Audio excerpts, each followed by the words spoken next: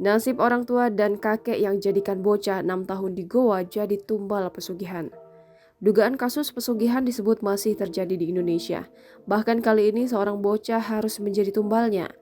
Hal itu terjadi pada seorang bocah berusia 6 tahun asal Malino, Kecamatan Tinggi Mojong, Kabupaten Goa, Sulawesi Selatan. Penyidik Polres Goa menetapkan 4 pelaku penganiayaan bocah perempuan berusia 6 tahun sebagai tersangka. Kepala Satuan Reserse Kriminal Polres Goa, AKP Bobi Rahman, membenarkan hal tersebut. Keempatnya ialah Hasniati Taufik adalah kedua orang tua korban. Dua orang lainnya, Udin Saudin, merupakan paman dan Barisi, kakek korban. Penetapan status pelaku menjadi tersangka setelah polisi melakukan serangkaian penyelidikan dan penyidikan serta gelar perkara.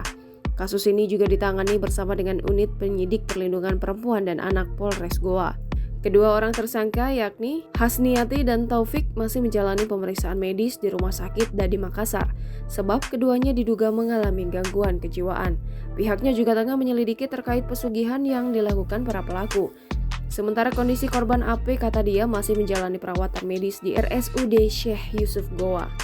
Update kondisi bocah perempuan berinisial AP menjadi korban penganiayaan oleh orang tuanya sendiri pada Minggu 5 September 2021 sore. Diduga menjadi korban ritual ibu dan ayahnya. Bahkan kakek dan paman korban juga diduga turut menganiaya korban. Akibatnya, korban saat ini menjalani perawatan medis di RSUD Syekh Yusuf Goa.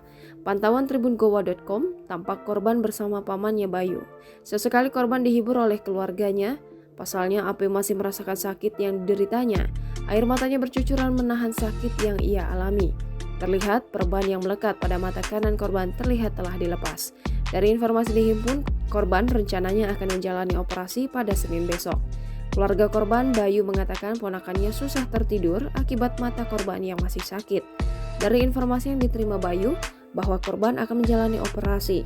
Dia menambahkan AP dijaga bergantian oleh keluarga, baik itu dari keluarga kakeknya maupun neneknya.